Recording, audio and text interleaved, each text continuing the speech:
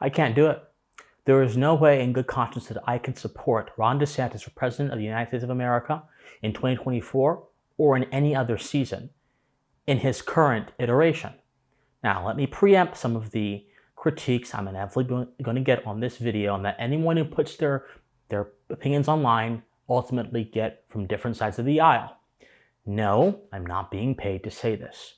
No, I'm not a leftist. I am a constitutional conservative who deeply cares about America, and I'm also a philosophical American, meaning that I understand the ideas of America on a bedrock level, which makes me appreciate America even more, knowing our unique place in the world, in world history, and in political systems. No, I don't think DeSantis is the devil.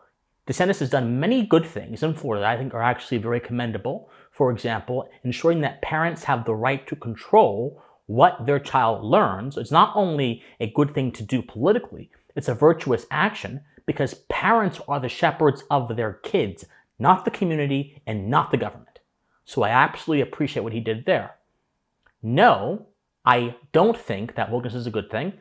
Wokeness is a cultural plague that has infected our institutions, and I appreciate DeSantis in taking them on and trying to show some muscle in that regard. Now, having said all of these things, I'm sure there are people who will accuse me of a bunch of things, but I have done my due diligence. I can't support DeSantis in good confidence because of a variety of positions that he holds and because of what his record reflects. Let's go on the issue of the administrative state, for example. DeSantis takes a very reformist attitude towards the administrative state.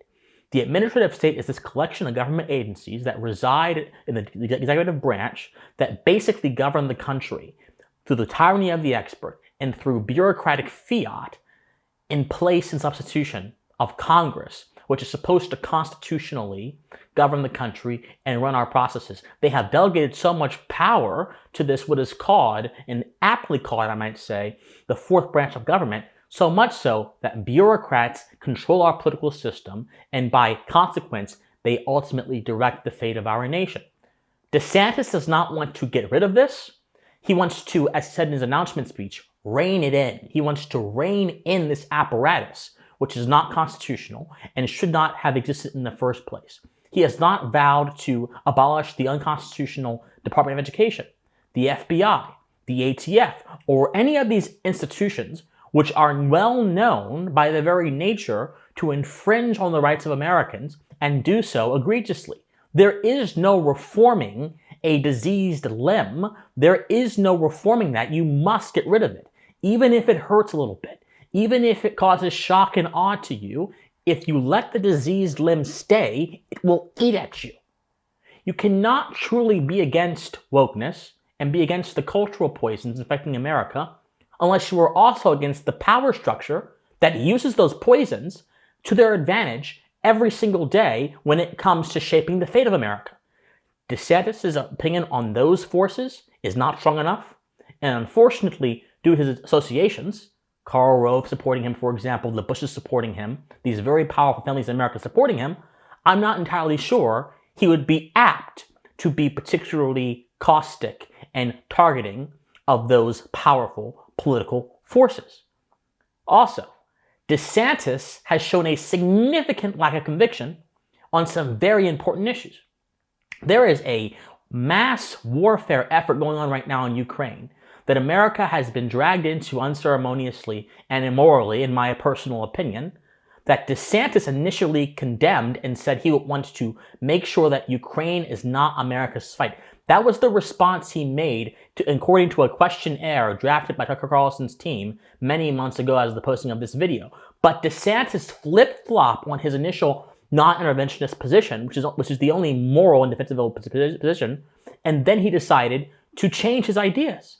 If DeSantis cannot stand strong with a spirit of conviction on an issue as important as American involvement in a mass murder campaign across our shores, across the world, how many other issues will he cave to? How many other influences will he cave to? Will he really be able to stand up against the power structure, the administrative state, and the managerial state, which have immense reach and immense power in this country, if he cannot simply affirm the only morally correct position when it comes to Ukraine. That is a non-interventionist position that says this is not America's business. It is not our job to fuel wars across the globe that disrupt global commerce and the global economy, disrupt any prospect of having global stability and peace, and instead fuel the wicked ambitions of the military-industrial complex and the warmongers in Washington who get their rocks off at seeing endless destruction in the name of false ideas. If you can't stand against those influences, you are not ready for the Oval Office, period. I don't care who you are. I don't care how kind you are. I don't care how rhetorically proficient you are. If you cannot do what a president must do by means of moral obligation, you shouldn't be president. That's one of the reasons why I believe that DeSantis shouldn't be president. But I also question his judgment in terms of where his values actually lie. DeSantis talks a lot about freedom, and surely his response to COVID became one of the best responses in the nation, even better than Governor Kristi Noem's response. He ensured that Florida, a lot of the obtrusive and oppressive lockdown measures, which came to define America during the COVID era, didn't really have such a stronghold in Florida. And for that, DeSantis deserves praise, and his model deserves admiration and reflection on how to implement that should a period of crisis ever arise in America again. So to all of you DeSantis fans, I understand, I appreciate it. It's good. That's good. But that one issue does not account for what one truly believes. You can be good on one issue for a particular reason that has nothing to do with the correct moral framework of why you hold an idea. There's the idea that you hold, and then there's the reason behind it. For example, there are socialists that support, privatizing some things, private community action on some measures. There are socialists, for example, that live in communes that are entirely privately ran, and there is no government intervention, and they all share their wealth. But they support private organization to support an ultimately collectivist view of how society and man should be run, which is the same flaw that socialism, the political idea, suffers from. So no matter if your position is good, if you justify it through the wrong way, your position is compromised.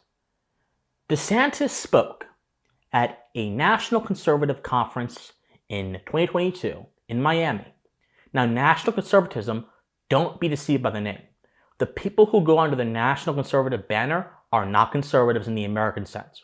They are people who support the restriction of the individual in the name of the collective, in the name of the common good. And they're also people who are immensely critical of the American Constitution and America's classically liberal constitutional order, and they believe that the American idea of freedom actually empowers the cultural degeneracy and rot we are seeing right now in America, and for that reason, the state should be more involved in your personal life.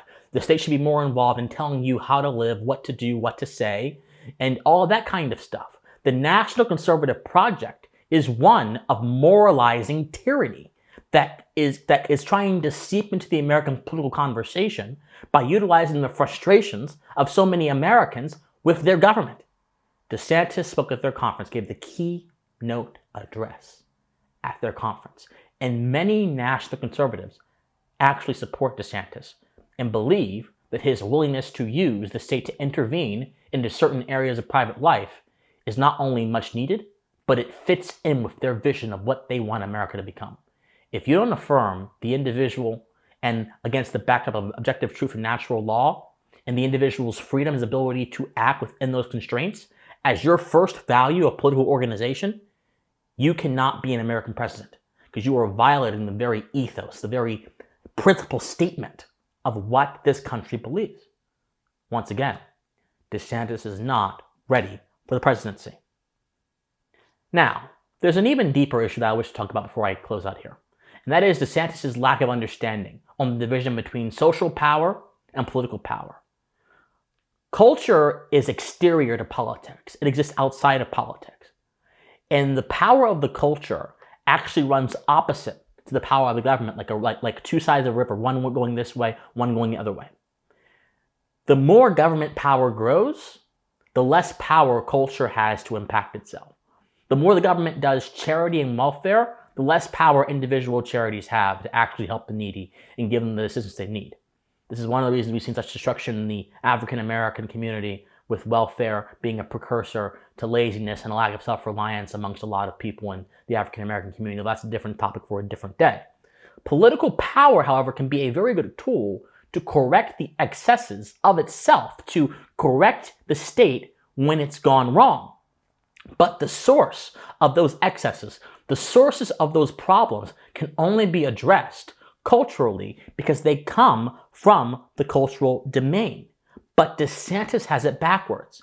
DeSantis believes that political power should be used as a tool to change the culture rather than political power being used as a tool to restrict the government's ability to impact culture, thereby empowering culture to change itself. I'll give you an example.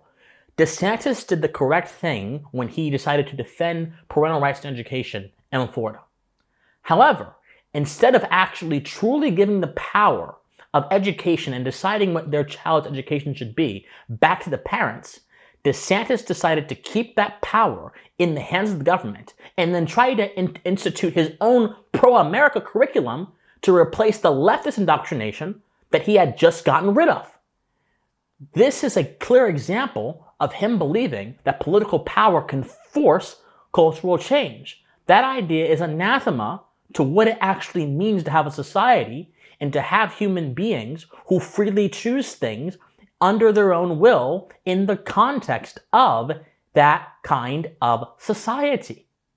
You cannot force people's ideas to change through a political program. You can only do that through convincing people by utilizing your God-given gift of free expression that is so bound deeply into your humanity and your soul. But political power runs opposite to that. The more of that you have, the less expression you have. So instead of actually empowering parents to direct the course of their child's education, DeSantis kept that duty to the state and decided to use it for his own measures. Once again, he doesn't understand the necessary divisions between cultural power and political power in America. And if you do not understand that, how can you possibly seek to restore America, to revive America, as he claims he wants to do, when that basic American principle of self-governance is not afforded to the parents of the kids in Florida? The Florida government still has that power. What DeSantis should have done, he should have said, I'm going to protect your rights to education, but in the meantime, I'm also going to make it so that the government can't tell you what your kid's going to learn. The government can't force things onto your kids or force things into the system. You will have the control over what your kid learns, not the State Board of Education, not the governor's mansion, not the local board of education, but you as the parent, as it should be. He didn't do that. He kept the power and preserved the status quo and just shifted it towards his own ends. Once again, DeSantis is not ready to be president. Lastly, DeSantis does not understand the sacrosanct nature of free expression. Expression is the means by which we communicate to other people and the means by which we reckon to the world. Man without the ability to express himself cannot reckon with the world. He cannot understand the world. He therefore cannot interact with the world. But DeSantis went over to Israel and signed a hate crimes bill to appeal to the lobby of that country and also to appeal to people that may actually support such mandates, even though hate crime laws are not only based on logically erroneous propositions, they in effect criminalize thought.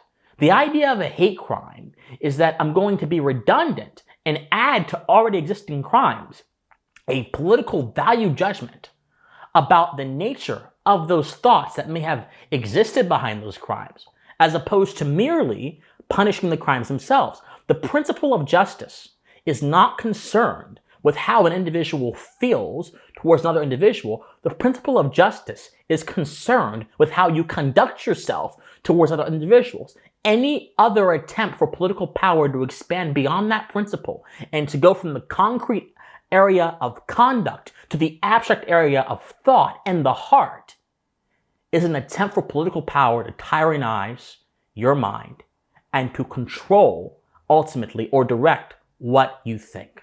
The state has no business in deciding what thoughts are true or correct. It only has business in preserving what we already all have, our rights, and penalizing conduct which runs athwart of that. That's the American way.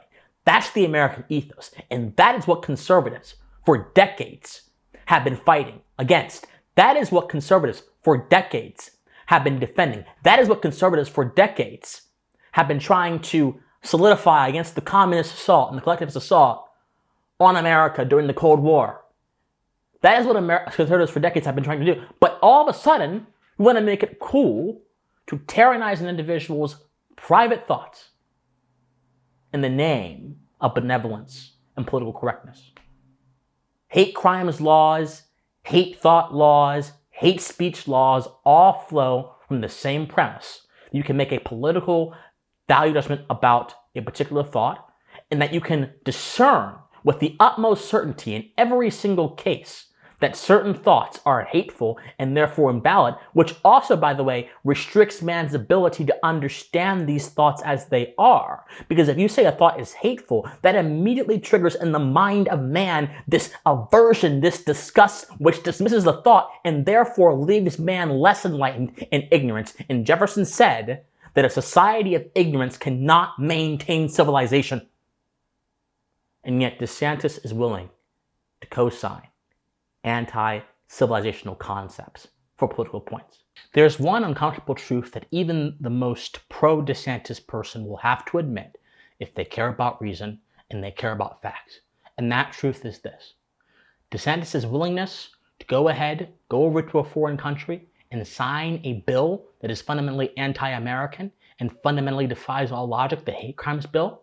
DeSantis' willingness not to actually limit state power in regards to a parent's ability to decide the direction of their child's education, but keep the status quo how it is and just shift state power into a direction that benefits him. DeSantis' attempt that has succeeded to change the Florida Constitution to allow him to stay in power as a governor while he runs for president, all of these things reflect one theme, that DeSantis' values and convictions aren't immediately evident. They're not there, but what is evident is his desire to change his positions and change his convictions to pursue power. That's why he changed his mind on Ukraine like that. That's why he's doing things that are not part and parcel to what it means to be an American or conservative. Because his convictions are not there. It's about power. He is behaving like an empty suit. For president, DeSantis for president, I say no, no, and hell no. Call me naive. Call me young and ignorant. Say that I'm paid by someone. Say whatever ad hominem nonsense thing you want to think in your little mind, those of you who would say that kind of stuff. But I'm not going to do this. And conservatives should not do this either. I'm not going to tell you who to vote for, but this DeSantis in its current form is not the one. Don't do it. You will regret it. Study philosophy, stay enlightened, and most importantly, my friends, stay pensive. Like this video, comment on this video, subscribe to this channel, help support the mission. I love you guys so much, and please stay pensive. Bye, guys.